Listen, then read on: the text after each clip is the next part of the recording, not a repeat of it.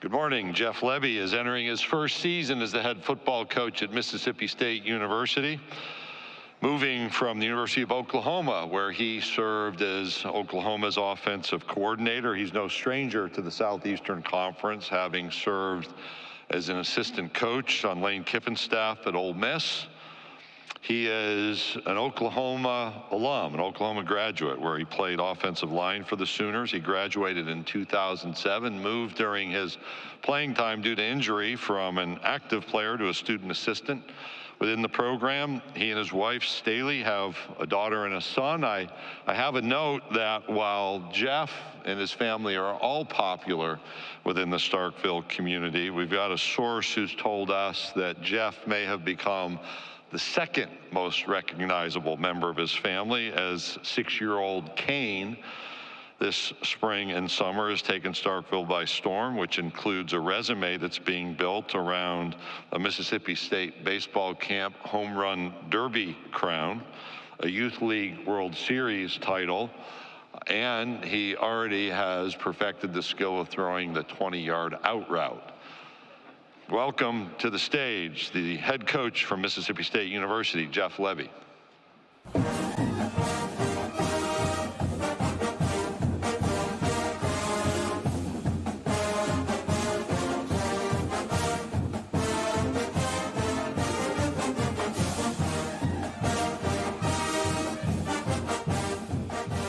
Commissioner, thank you, and you were spot on there. Kane is he has already stole the show. He'll continue to steal the show as he will terrorize Starkville, Mississippi for many years to come.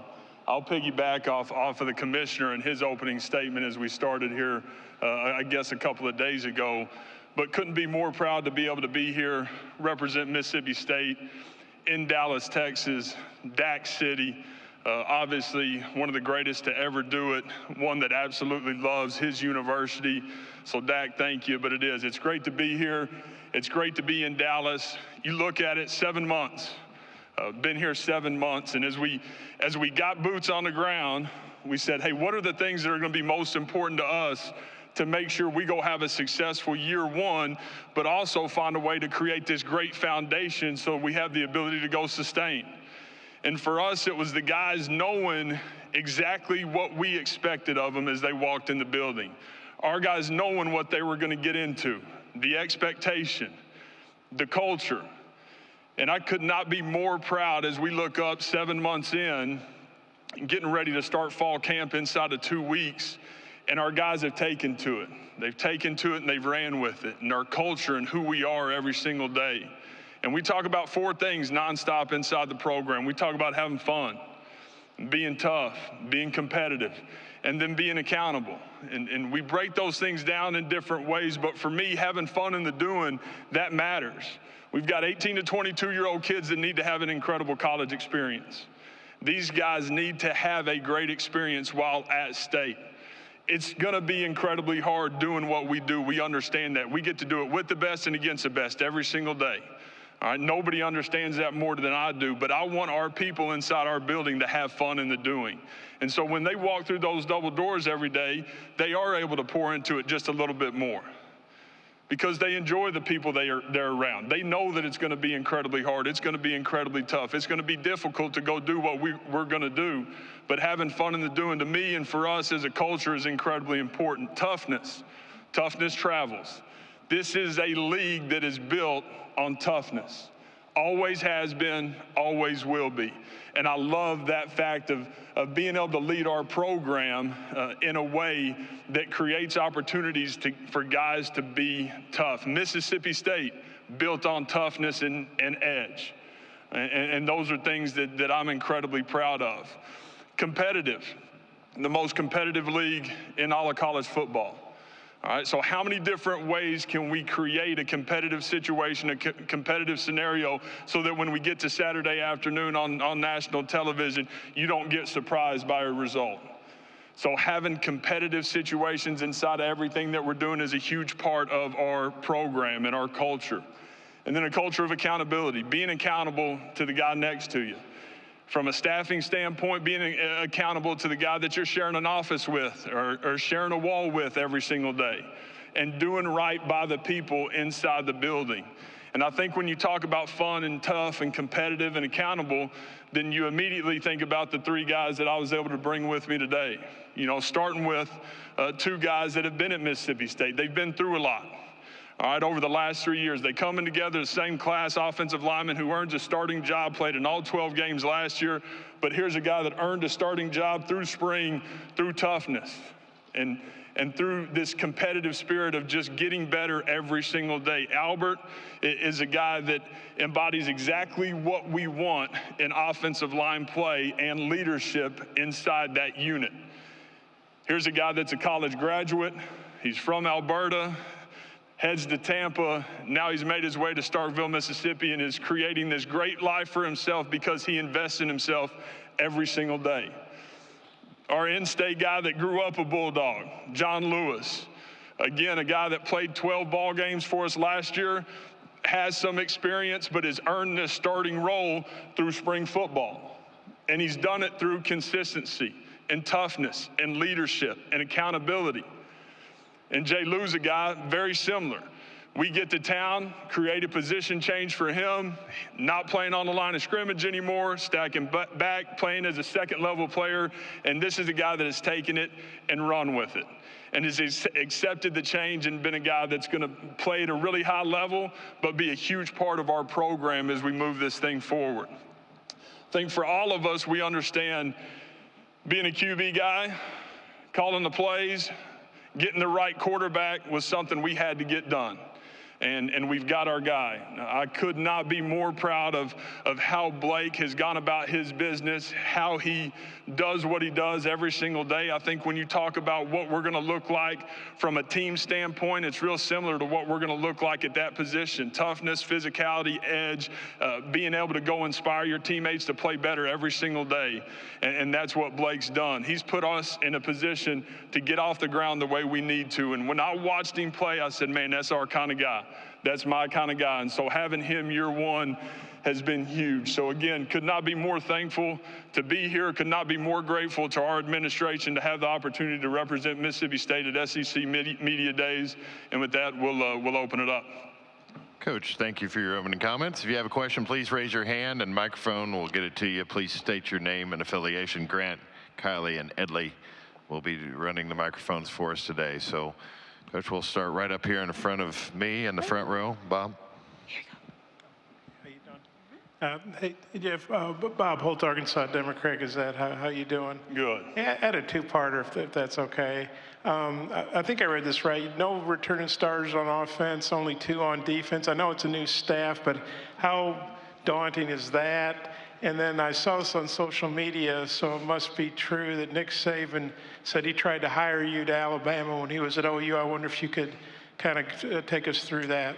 Yeah, part one of the question, have talked about it a lot today already, but, the climate of college football, where we're at, the portal cycle that ended in December was a huge part for us having a chance to have success year one. We're talking about our starting quarterback, 3 of the 5 starting O-linemen, 2 receivers, starting running back, and then on the defensive side, we'll have 3 starters from the portal as well. So being able to get off the ground was a huge part of it. That's not who we want to be. We're going to create edge, and we're going to be able to sustain as a program because we've got great proximity to players. We're going to be a developmental program. We've got great junior colleges inside our state, which is advantage us. And so those are the things that as we move forward, it will look a little bit different. But for year one, we got guys that will go out there week one that have played a lot of ball, just not a lot of ball at Davis Wade. Part 2, Coach Saban, just an honor to have conversations with him as we went through some things. Could not be more thankful for opportunity, and at the time it was something where I felt like needed to be exactly where my feet were, and he did pretty good. Coach, we'll go over here to our right-hand side, about 3/4 of the way back. Hey, Jeff, John Sokoloff with WCBI TV in Mississippi. John Lewis is going to be filling a big void at linebacker, with Buki Watson and Jet Johnson gone. Obviously, I know you weren't there with those guys, but he's got a lot on his shoulders this year. How confident are you that he could step up as a leader kind of on and off the field for this program?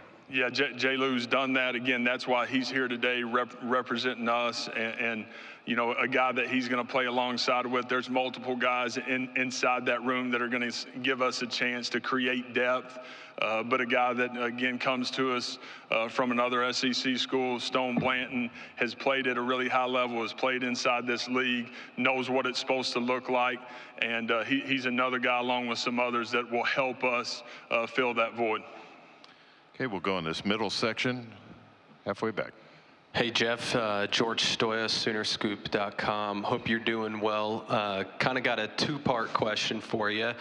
How did your time under Brent Venables the last 2 years maybe help you prepare for this job, both under Brent, but also just your time at Oklahoma? And then secondly, what can people expect from Jackson Arnold, somebody who recruited him and saw him play this last year?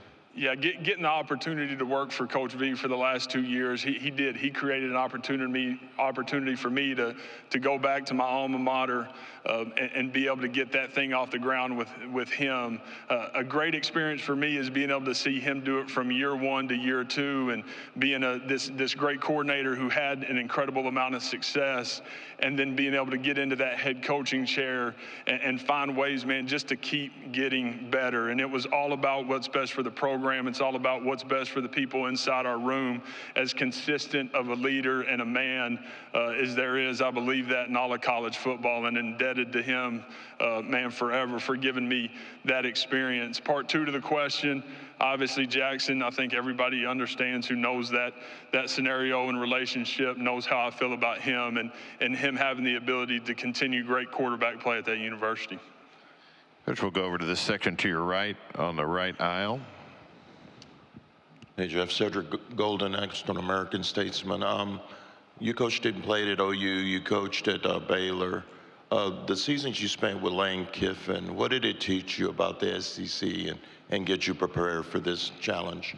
Yeah, I think without a doubt, just understanding the week-to-week grind of it, and have talked about this already today, but you know, it's not week 3, 4, and 5. It is truly week 8 through 12, and understanding the lines of scrimmage, the depth that you have to find a way to develop through the season to create depth at all positions, but most importantly at the lines of scrimmage, is something that is, to me, an advantage because of living it.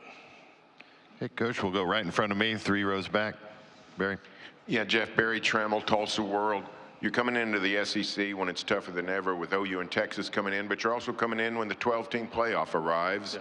What does that opportunity do for a program like Mississippi State, which is outside the Alabama-Georgia axis? Sure. You don't necessarily have to win the SEC or get to Atlanta to make the playoff. What could that do for a program like Mississippi State? Well, I think there's nothing but good coming from the expanded playoff. You know, you have the opportunity to not be perfect in the regular season and then get in and go chase it and have a chance to win a championship. I think for all of college football, the excitement and the fan bases, for us as specifically Mississippi State, I think it opens a door and it creates a door, and we'll always and forever make sure that we're talking about maximizing every day, every opportunity, every single season, and fighting like heck to be in that top 12. We'll go down the center aisle again. Hey, Jeff, Colin Wilson with the Action Network. Everywhere you've gone, you've had a top 10 tempo pace with your offense, usually about 23 seconds per play. With the new rules of having communication till 15 seconds left on the clock, do you see yourself using all 15 seconds, or going even faster to confuse defenses that may have that communication? Yeah, I think a little bit of that is a balancing act. I really do, and being able to still have some ball control and some game control while creating great tempo and great opportunity through how we play. So we'll never be any different than what we've been, from the mindset of knowing that we get to dictate how the game is played because we have the football. That will forever be the case. So being the aggressor and being pedal down will be who we are, but being able to change the pace a little bit more, I think it makes it a lot easier being able to have communication. Okay, we'll go over to this section on your right, on the far aisle. Coach, Hunter Dawkins, the Gazebo Gazette, Super Talk News, Mississippi Media. I know you raised the two terms, accountability and toughness. Is this going to follow you as long with recruiting, not only in Mississippi, but along the transfer portal lines? Yeah, to me, you have one opportunity to protect the program, and that is by who you choose to be inside the locker room. And so finding the right people and finding the right guys that will thrive in our incredible college town and our community will be forever important, because that is how you protect the program, and that's how, you protect the pick. We'll go back down to center aisle, about 3 rows back. Coach, Emily Grace McWhorter from the next round. As you look back at the stops you made before becoming a head coach, what's the best practice or piece of advice that you got to make it to this point? Yeah, I think consistency and being exactly who you are, being comfortable enough in your own skin to where when it doesn't go perfect, not changing.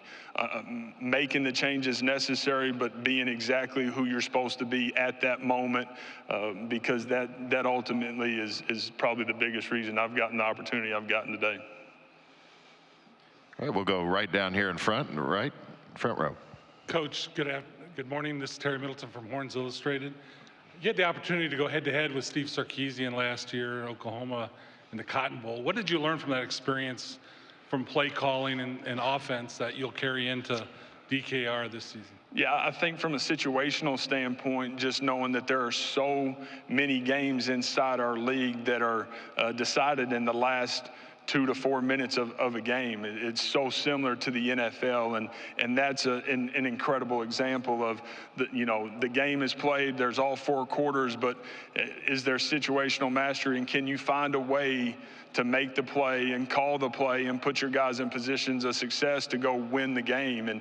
And there's just this heightened awareness to me inside of our league, because so many close games every single week. That was great experience for me. It's great teaching tape for our guys, both sides of the ball, as we go back through that. So we'll go over to our right alongside the near aisle. How you doing, Coach? Mark Henry from hornsports.com. How have you guys as a staff in 7 months come in and kind of changed the culture and put your stamp on Mississippi State so far? Yeah, I think being incredibly intentional with who we brought into the building. When you look at the defensive side of the ball, I wanted a defensive coordinator that was similar from the standpoint of toughness and passion and edge and having great command and knew exactly who he was, and was a guy that was incredibly talented and being able to go create this culture in the defensive side of the room and on that side of the ball. And so we've got people inside the building that have great passion and energy for taking young people places they can't take themselves. That, to me, is what it's all about, and we'll continue to add pieces to the puzzle that way. Which will go right back in front of me. Bob? I noticed that it seemed like Lane Kiffin had some fun on social media when you got hired. Maybe you had a little fun back. I was wondering what you said about that. And also, we covered Cody Kennedy at Arkansas, and you added him. I was wondering what went into that, and I assume that Kendall Briles probably had a hand in that. Yeah, a ton of respect for Lane and what he's done, the energy he's created. I'm not going to talk a ton about the social presence. I'll let him continue to tend to that game. But again, my time there created an experience for me that gives me the opportunity to hopefully be able to create advantage. And that's what it's all about for Mississippi State. The next piece in hiring Cody, yes, he had system knowledge. He had SEC knowledge. He had great familiarity with how we do what we do with his time with Kendall, which was a huge part of bringing him on board. Coach, we'll go back to the center section just to your right, about 3/4 of the way back. Randall Sweet, Sooners on SI. You've obviously coached against Texas a few times. You had some success this season. How do you think that's going to help you when you guys head to Austin this season?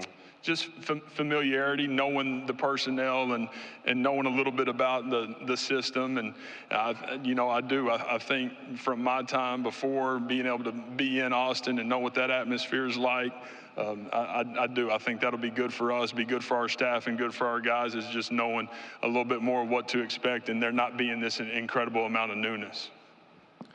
All right, we have time for a couple more. If you have a question, raise your hand. We'll get a microphone to you. Okay, we have one all the way straight in front of me, towards the back. Joe Cook with Inside Texas. Coach, your offense uses extremely wide splits. Your family's offense uses that. How have you seen defenses in the past few years try to counteract those wide splits, especially in the passing game? Yeah, I think we saw it in the Big 12 quite a bit when people started going to a little more to the true three safety defense, and that was something that we saw a little bit while I was in the SEC and a few other stops. But that's something that's not very popular inside our league. That hadn't been shown to just take off and catch here, which will be interesting to see. Okay, Coach, we'll go over here to our right, the section front row. Yeah, Coach Brooks Austin with Dogs Daily. You mentioned the Mississippi JUCOs. I'm curious if the nature of the players available in that pool from junior colleges has been impacted by the fact that a lot of schools are now relying on D1 retreads out of the portal. Yeah, I do. I think it's not being recruited as hard as maybe it once was because of the transfer cycles and the portal windows. And again, I think I mentioned it in here, I've talked about it today, but to me that's advantage us because there's still such great players inside our junior college ranks inside the state. Signed a good amount this past year and hoping to do so in this next cycle, which is going to be big for us. Okay, we'll go right in front here and run in front of my table in the front row. How are you doing, Coach? Claire Sandoval with the Laredo Morning Times. Coach, you've had some time to work with your team, during the spring, during December. What kind of team are we going to get that opening day? Yeah, I think you're going to get a football team that's excited to play, a team that you're going to be able to tell is prepared and loves to play the game of football. And that's my biggest thing is when we run out of that tunnel, man, everybody in Davis Wade understanding that we're there with great purpose, with great passion, and to be able to go win football games. If you have a question, raise your hand, and we'll get another microphone to you. All right, we'll come back up here front to Bob. Here comes the mic. Hey, Jeff, I'm not sure who you might have ticked off at the SEC office, but noticing your first two road games, I forgot the order, but it's Georgia and Texas. Well, I wonder what you thought when you saw that. Yeah, again, to me, that is part of the league that we're living in, have continued to talk about this. You want to do it with the best. You want to do it against the best. We're going to have every opportunity in the world to show exactly who we are as a program and as a football team. And I look at that as opportunity for our guys. Okay, we'll go back over here to the front row on the section to your right. Yeah, Coach Brooks Austin with Dogs Daily again. You mentioned headset communications was mentioned earlier. You guys play with an extreme amount of pace. Are you guys still going to be using signs, or is it going to be relayed to the quarterback, and then he's ultimately going to have to communicate with the other 10 guys? Yeah, there will be. There's some operational things that will change, that will continue to change, and I think there's going to be this cat and mouse game as you're inside of a game. If you're signaling, if you're not, the 15-second mark, all those things kind of come into play as you're going to call the game. Which will go in this intersection in front of me, about 3/4 of the way back. Michael Cobble, WBRZ TV in Baton Rouge. Playing with pace on offense, how much do you have to be cognizant of what it's doing to your defense? And have you been able to find the balance that really works for both sides of the ball? Yeah, I think so. And I think I mentioned this earlier, but mentioned ball control and game control. Those two things are incredibly real. Putting our guys in positions of success is what coaching is all about. So that'll be up to me to make sure that we're living on the right side of that and always going to be very aware of it. Okay, we'll go in this center section to your right, about halfway back. Hey, Jeff, George Stoya, Soonerscoop.com again. Wanted to ask you about Seth Luttrell. I know you worked closely with him as an analyst last year. Now he's the offensive coordinator at Oklahoma. What does he bring to the table as a play caller, and how would you say your offenses are different, spread versus air raid, kind of? Yeah, I think there's a ton of similarities from a run the ball first mentality, that toughness and the lines of scrimmage. There's great familiarity from a system standpoint. Some guys that he had hired at North Texas were guys that were inside the tree for a long time. So he had kind of made that change. He had made that change and been much more our style. He brings a ton of experience. He just brings experience as a head football coach. He brings great experience as a coordinator and a play caller, and a guy that's done it at a really high level. He does right by the people, does right by the kids, and he's going to fight his butt off for his university. All right, we have time for one more question. If we've got a question, Raise your hand. We'll get a microphone to you. All right, back over here, Edley, to our left, near the back. Hey, Coach. Keenan Womack, Texas Sports Unfiltered. So the SEC typically in the past has been considered a defensive league, but that seems to be changing over the last few years. We've seen explosive offenses come through. Seems to be kind of your brand of football. How do you think the future of the SEC looks balancing offense and defense? Yeah, I think time will tell, but there's going to be great give and take. There's such great defensive coordinators inside our league, and there's such great defensive players inside our league that I never see it truly being lopsided the other way. And I do. I think that's because of what our league is based on and the tradition of it and who everybody is. Coach Lebby, thank you for your time this morning. Great. Thank y'all, Hail State.